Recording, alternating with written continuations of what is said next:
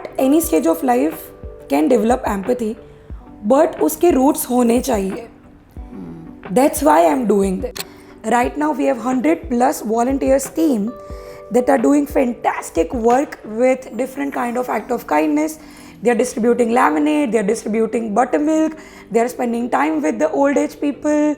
11 internships in my life. If you see my resume, it's pretty good.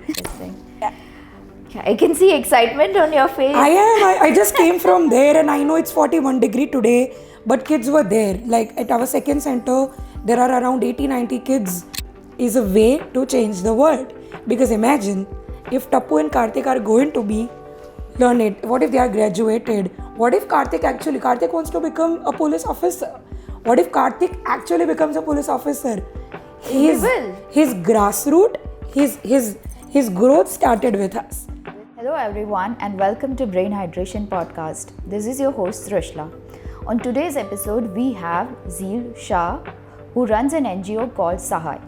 We talk about her journey of starting an NGO and the challenges she has faced.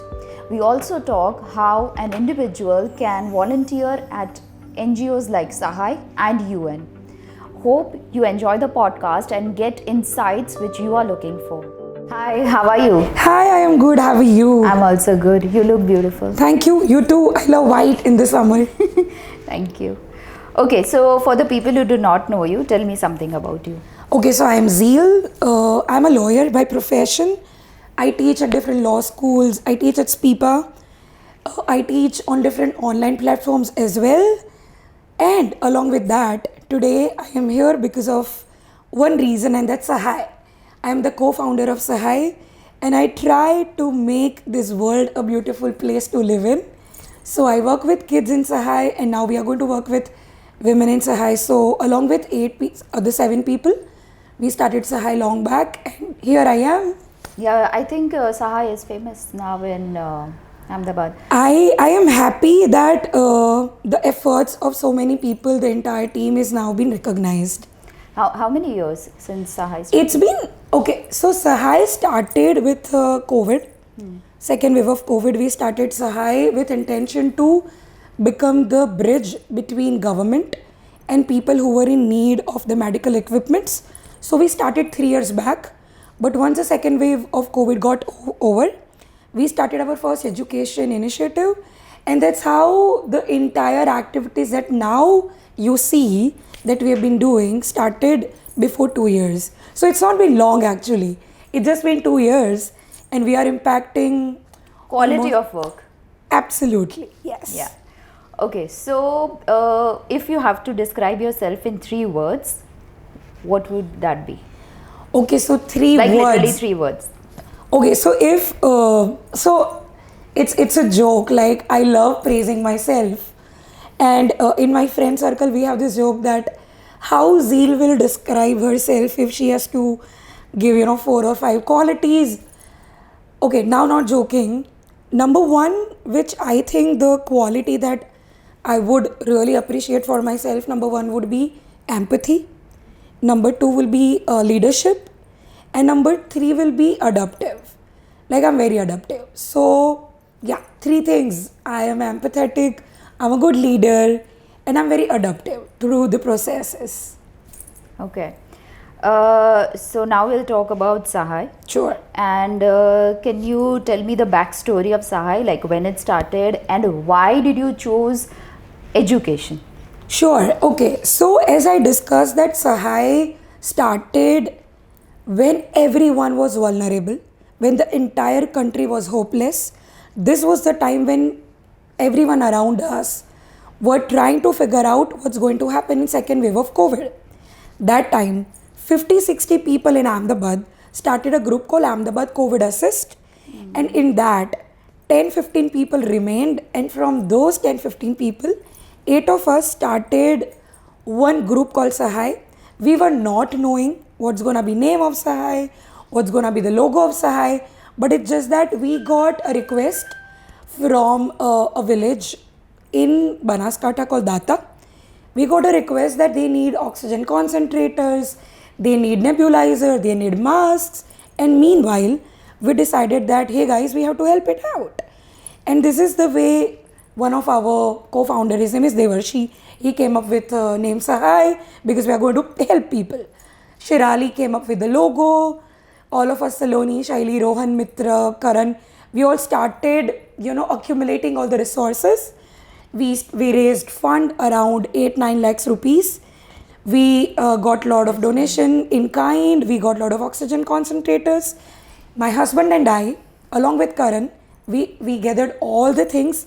We went to the rural parts of Gujarat, distributed these equipments, this donation that we received. And that's how Sahai started. We all thought that, okay, now that's it. But then what happened? We had some amount of fund left. And this is where we started our first education center, which right now is our first center. It's on the terrace. It had 40 students and now it has 80 students. That was the moment when I just went to distribute the books. Okay. But then I saw a potential there.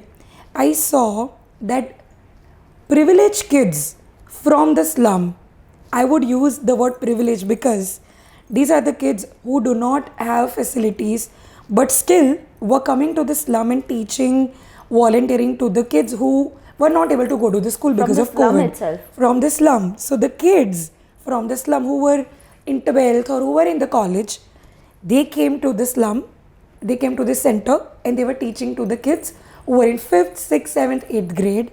And that's how I saw that it has a great potential. This is the moment when I thought I was giving one exam and that time I wasn't having a lot of time. Yeah. But that was a moment I thought this can be a game changer. What if I give 2 hours of my time in a day? I can come here, volunteer. And that's how you can say that the plant got so this is the beginning of our first center and now it has 80 to 90 kids. Wow.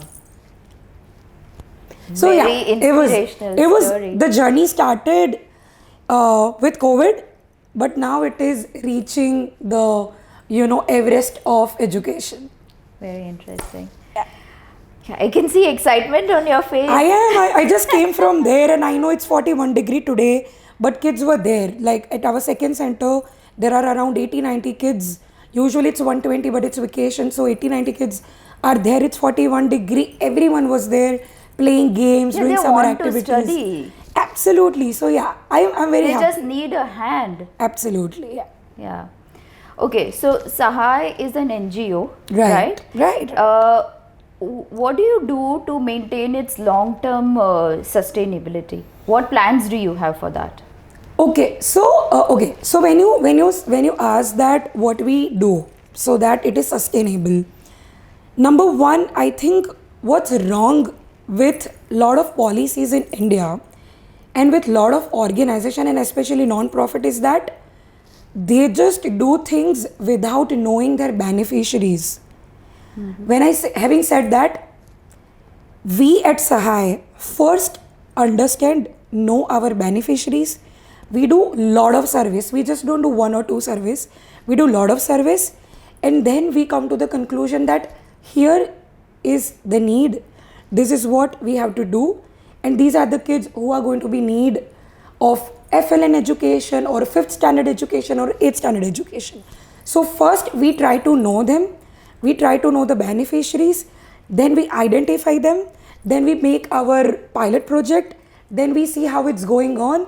And then we do reflect on our ideas. So I think that right process that we have been doing from last 2 years is we identify our beneficiaries really well.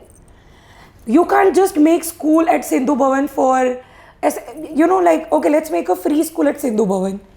That school will be a failed school. Yeah. Because nobody is going to come to Sindhu Bhavan Road for free. Yeah. So what we did is we identified the space first. We identified our beneficiaries. We ran the pilot project and then we try to make it sustainable. Then if at all, if there is something wrong, then my team, we discuss things and then we try to reflect on what went wrong, what's going on good, and then we try to pitch the idea. And number 2, we have a great collaboration with different NGOs, with different corporates, with different individuals. For example, you. Now because of you, today there will be a lot of people who would know about Sahai. Yeah. So we have a right kind of people, and it's because of my team that we have a great social media presence. Yeah, true. And it is because of the social media presence we have a right kind of donors, we have a right kind of individuals. The trust factor. Exactly. And then third part is transparency. Whatever fees you pay for my kids or you pay to the teacher is completely transparent. You get the receipt, you get the report, and that's how we are making Sahai very sustainable. Again, the trust factor. That's with you. why, yes, that's why we have now 200 kids, and we are going to have 100 more kids this year. And one day we are going to have our own school. Definitely. Manifestation. Yes. Okay, so you mentioned beneficiaries. Can Absolutely. you explain that, or can you give one example? What does beneficiary mean when it comes to NGO? Sure. So different NGOs have different vision and mission. For example, when I talk about Sahai, our beneficiaries are going to be the kids, or there are going to be now women. Now, what do you mean by beneficiaries? So, for example, when we talk about some government scheme, let's say Pradhan Mantri Ayushman card, beneficiaries will be the people who are below poverty line and people who are sick. So beneficiaries for this kind of policy is going to be people who are below poverty line who might need any kind of medical assistance in the future, and government will pay for them. Okay. Some lakhs of amount. Okay. These are the beneficiaries for the government. Okay. In Sahai, my beneficiaries are the kids. The kids who are going to come to the center, or the kids who are going to get scholarship from the Sahai, these are going to be the beneficiaries. But what if I choose kids who are living in Surat? I cannot look after them. I might give them scholarship. Right. What if I choose kids who is a deaf and dumb and I put them in my center? They are not right beneficiaries for me because I am not expert in that. Right. My beneficiaries are the kids who are not special kids, who are 6 to 18 years of age and who go to the normal school. We teach them, so we have to make sure that these kids, they go to either school, and if they don't go to school, we have to put them in the school and ensure that their studies don't get disturbed. Yeah. So these are the beneficiaries. Right. Okay. Can you tell us one success story of 23-24 of Sahai? Okay, so what happened 2-3 days back? It's a beautiful story. I put a reel also in it in Sahai. The beauty is there are two brothers. One's name is Karthik, Okay. another name is Tapo. Okay. Both of them live right beside Sahai Center. Their father is into miscellaneous labor and mother does nothing. Now, 2023 February, when Kesha, she is also part of Sahai, and we were doing survey of the kids, like what all they know, so that we can do a group for them. So when we took kind of interview of Tapu, we showed him Avanch, read this. So he's like, Mane vaachta nathi avadtu, I can't read it. So I showed him, okay, just read from alphabet to alphabet. Okay. So in Kakko, it's Yeah, Modakshar. yeah. K, K, G. Yeah. He couldn't do it in 2023. This year, on 1st April 2024, it's a 1-year anniversary of our Sahaay Nagar Center. Now, Tapu is able to read and write. He can write his name. Tapu can now read. Okay, I'm not telling you that he can read the essays, but slowly he is picking the sentences.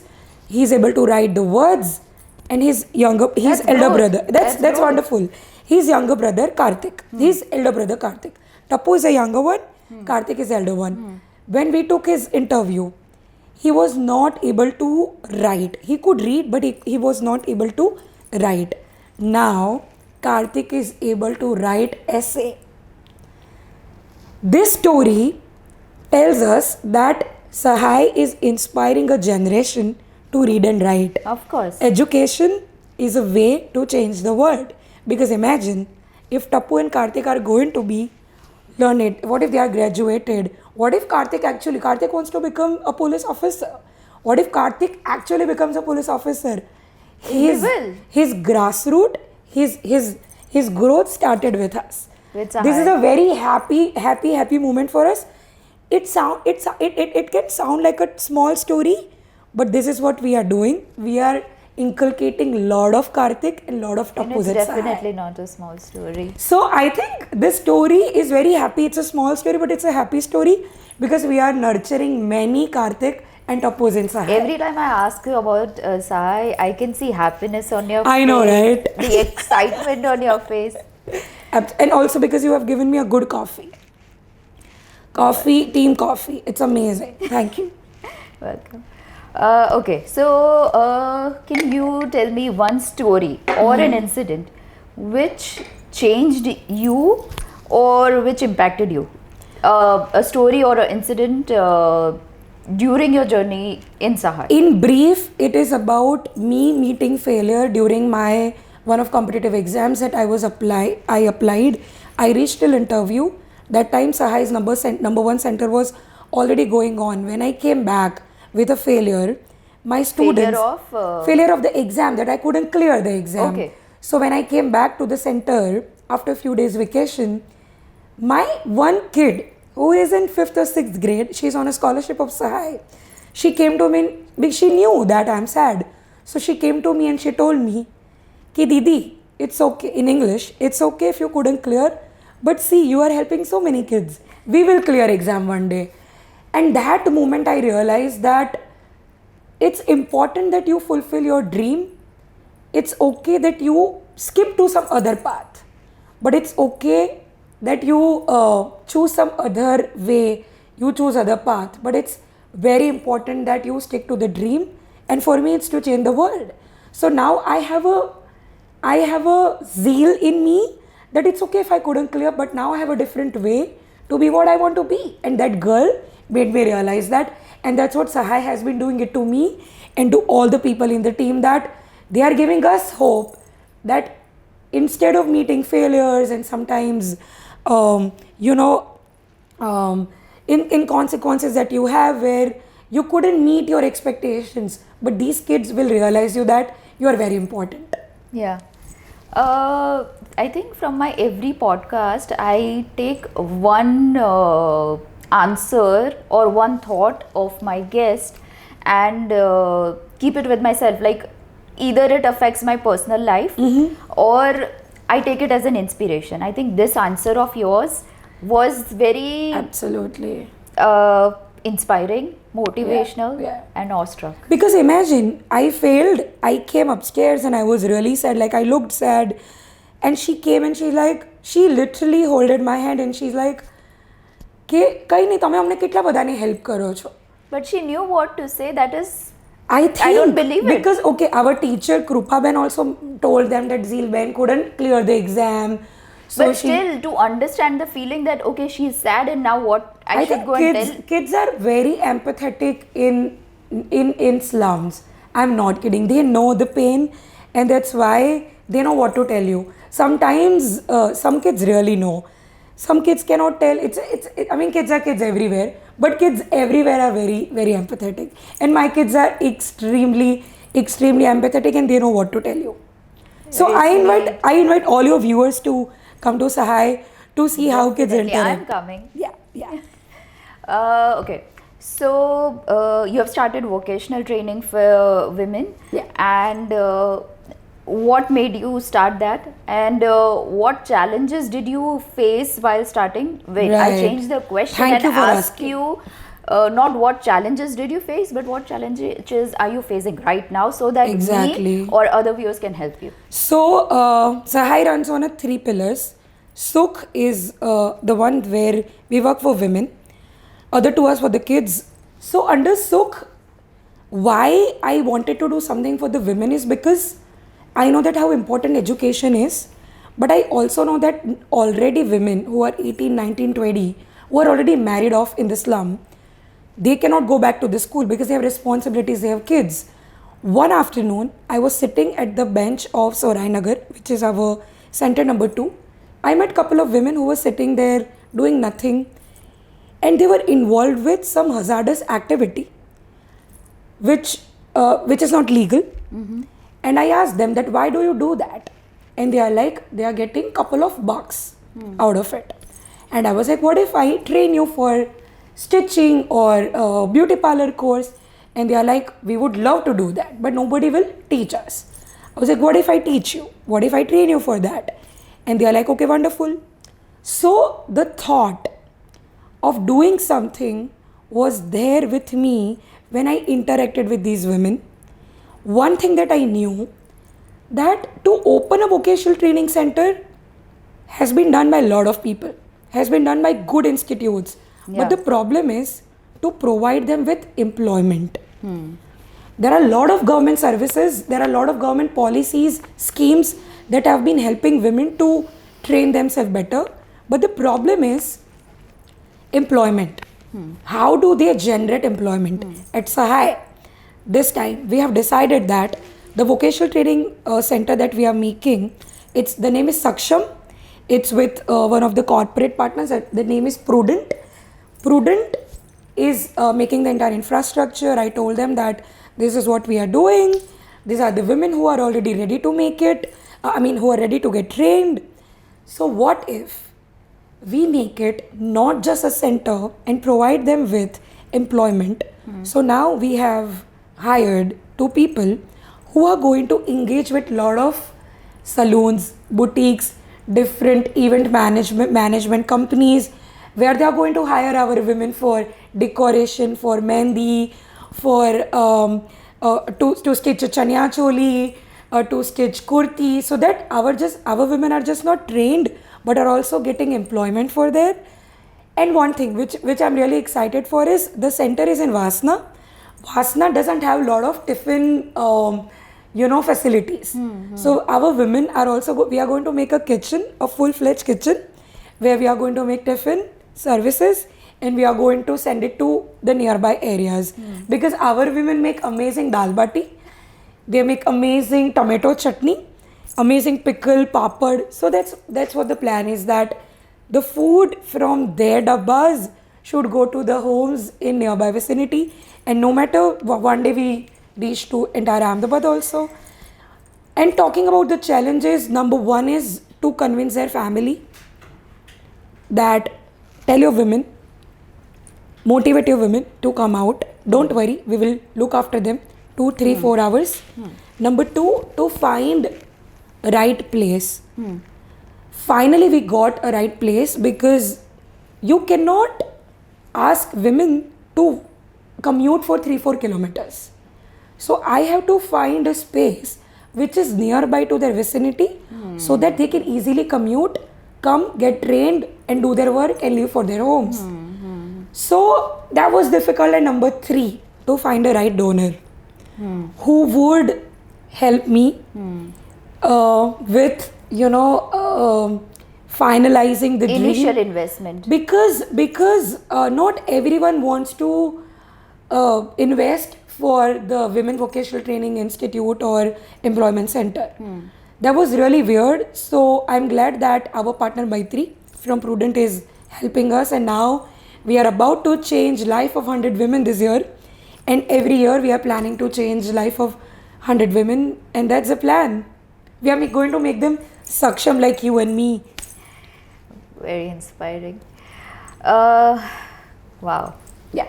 Okay, so for all of your work, you need empathy, you need the skill of comprehending. Right.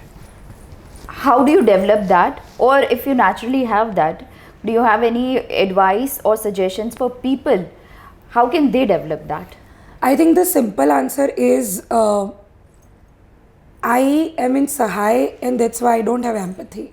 I think I have empathy, and that's why I started what I am doing.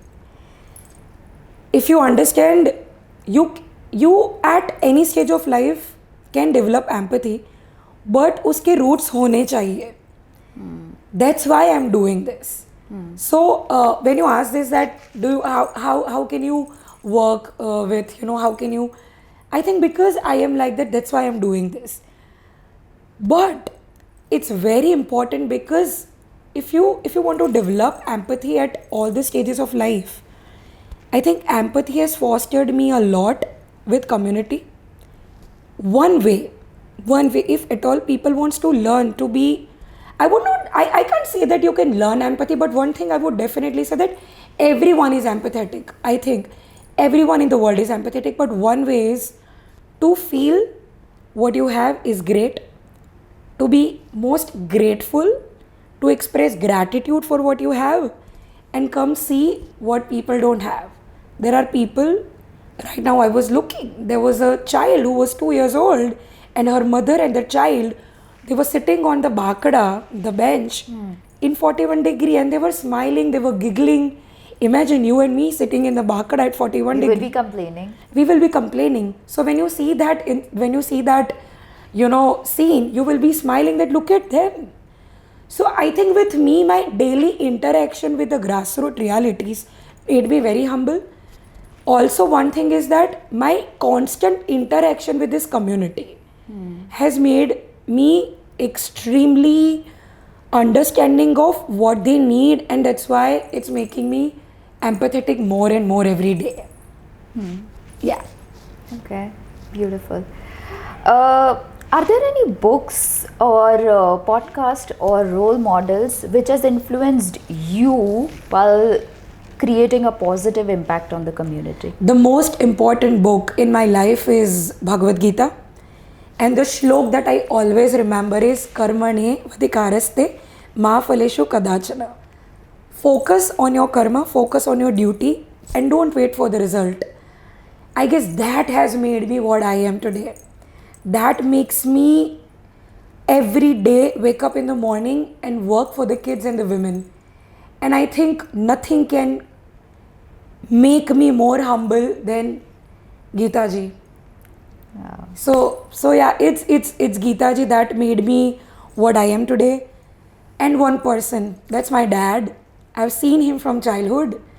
He works unconditionally for the people of Ahmedabad, and at 1 o'clock, at 2 o'clock, he would receive the call and he would say, okay, I'll do it. If it's a hospital emergency, he's always available. For smallest work, he is available for his people. And I think that made me, so I don't have to find examples outside because it's in my home. I've seen my dad working selflessly every time for his people, and I think I don't need to find any inspiration outside. Inspiration is in my home, and I see him working enormous for the people. So it's Geeta ji and my dad who really helped me do wonderful work. I think this thought which you said about Bhagavad Gita, Right. that focus on your karma, Absolutely. and success will follow, your Right. karma will follow. That is one thought, if you really can apply on yourself, lot of problems in your life Can be easy. can be easily resolved. Absolutely. See, I think when I say this, everyone would be feeling that, you focus on your duty and don't worry about the results. It's easier to speak, but to practice it is very difficult. So I wouldn't say that just speak it and you are done. It also took time for me to adjust To practice with that thought. this thought. So when I say this, I don't care about the result though. It's not 365 days same. But whenever I Ups think and that downs. it at Sahai also, like I want to help 1,000 kids. I want to have my school like tomorrow. That because I'm working 12 hours a day sometimes. At court also sometimes that why I couldn't get the order. But one thing that I know is as soon as I am deviating from that goal, that no, I don't have to think of the result, I remind myself with this shlok that you do your work, everything will fall in the place. So I think I keep reminding. So our generation, we usually lose our way and we think we become depressed. We have anxiety that, oh, I couldn't do it. My relationship got failed. I couldn't clear the exam. I couldn't earn a lot of money. I couldn't got the profit. But one thing that we have to remind ourselves all the time is do your karma, do your hard work. Everything will fall down. There are two types of people. One is doer and one is thinker. And certain people who have great ideas, great business ideas, they generally can't execute those ideas. Can you tell us, like, how do you do it? Like, every time you have an idea, Yeah. how do you reach to that point where you think, this is a great idea, I should do it, and you actually do it? So it's like how doers and thinkers do. That's a different. I think number one thing that I've learned throughout my whole life is hard work doesn't have any replacement. Even if you are born with a golden spoon, that doesn't stop you to do, हाँ चलो चलेगा अभी नहीं करूँगी. So I think I've never procrastinated with my dreams. So imagine you are procrastination on your dreams, then what will you do in life? So if it's your idea, why would you procrastinate on it? So I think number one thing is procrastination has actually made things really bad for the people who really wants to do a lot, but they can't do it. Yeah. And number two is I have a great family support, and it's not that I'm always motivated. I have great ideas, but then I think whether I would be able to do it or not. So it's the time where my family pushes me that no, Zeal, you can do it. My husband keeps telling me, my mom, my papa, my parents, my brothers, they keep telling me that you can do it. So I think it's combination of lot of things, but number one is that you don't have to procrastinate on your dreams, and number two, that hard work doesn't have any replacement.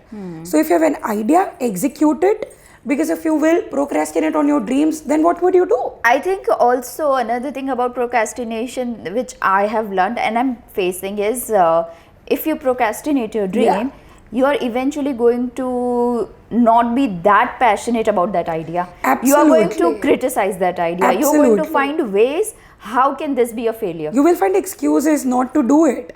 But at first, it was your dream. So remember what was your dream. Remember what you wanted to do. It can be anything. Let's begin with volunteering with organization for 5 days. But do not procrastinate. Let's begin with you want to prepare for any competitive exam. Do not procrastinate on your dreams. Do it. Then what will be the results? It's okay. It's in shlok of Gita comes up. That you don't worry what will happen next.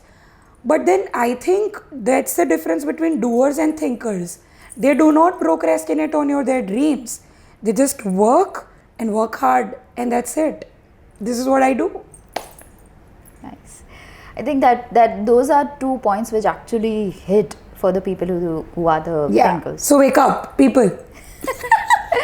Okay, so what advice would you give to young individuals who want to create a positive impact on their community, who want to start an NGO? Amazing. I'll tell you. So whenever anybody tells me about youngsters, I say this thing, that young people are not useless, they are used less. Gen Z has been criticized a lot, but you won't believe, in Sahai's youth team, right now we have 100 plus volunteers team that are doing fantastic work with different kind of act of kindness. They are distributing laminate, they are distributing buttermilk, they are spending time with the old age people. So I think one thing that they have to do is look around, find out the community that you want to work, whether you want to work for the transgenders, whether you want to work for the blind people, you want to work for the old age people. Start volunteering for it. Go through different organizations, go through different networking sessions happening around. Involve yourself with these NGOs. Dream big, act slowly and steadily. Very nicely said. You cannot start doing, I'll do 18 hours of work today and I'll do this, I'll do that. No. Start with 2 hours a week. Then go gradually. Understand the vision. Understand what you want to do. Understand yourself. Exactly. So I think with the youngsters, look around, choose what you want to do, choose cause. There are many NGOs available. First volunteer. Then see whether you fit. करना सबको बहुत बड़ी चीजें होती है. Like I wanted to do everything, but then I knew that I can't do everything. I chose education and women issues, and I know in that also I'm doing a lot. So in that also I have to choose specific things. Education of few kids. I am not specialized in education of the special kids. So I can't do work there.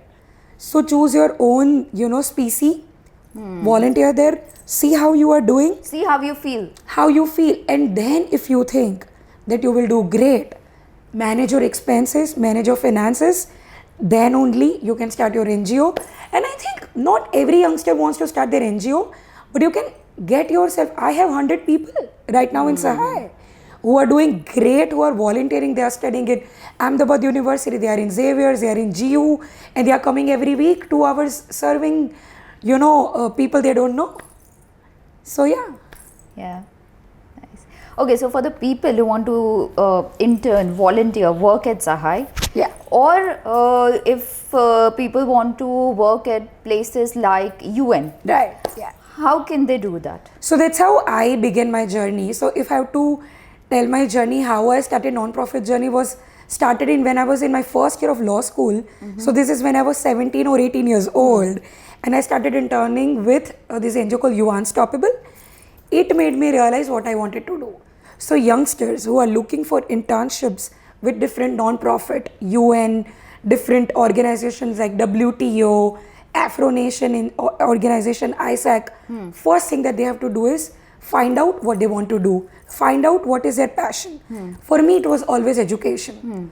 Find out that, find out institutes that are working for it, go to their website, see their vision and mission, whether it relates to your vision and mission or not. Then go to their career, find out whether they are providing internship opportunities. Then the shortcut is find out people who are working for these organizations on LinkedIn. LinkedIn makes a lot of sense.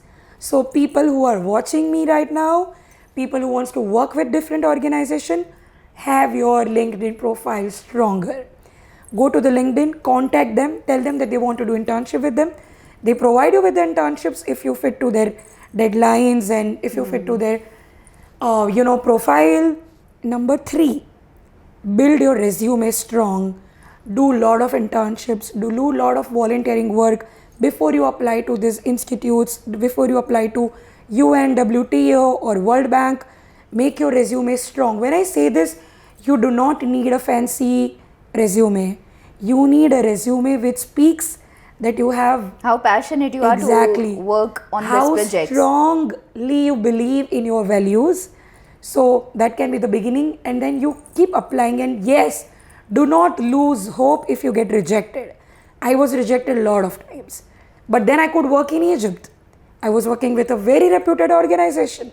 What organization? So it was exactly a part of UN, but then my role was to work with different universities in Cairo, and I motivated students there to why they should volunteer, and I was in Cairo for a couple of months. It was a great experience, but I was rejected before, so I did not lose hope. And when I was in law school, I worked there. I had a great time. I met friends from the whole world, worked there.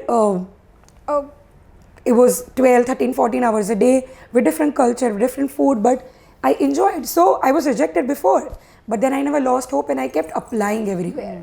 So make your profile strong, make your resume strong, look into the website, look careers, contact people on LinkedIn, and you are good to go. So you also went through your internship, volunteering journey, and So then many. you started Sahai. I did 11 internships in my life. If you see my resume, it's pretty good. I did 11 internships. I've always volunteered with UVA. I've worked with UVA. I've worked with ISAC, UN. So a lot of places I've volunteered, and then I founded Sahai. Yeah. Yeah. Yeah, so this connects me what you say to what you said initially. That was to find out the beneficiaries, to organize your ideas, to make sure that the volunteers who are working for you, they are doing their best. Absolutely. So I think that comes from all this internship experience which you have. And the work experience. I worked with a corporate also in court. So I think it's the experience that can make you stronger. Of course. That can make you know yourself better. Exactly. That can make you know your weakness. But having said that, I would also add that every day I'm learning. Of course, yeah. Every day I'm learning, and I guess that's the beauty of a leader, that you learn every day.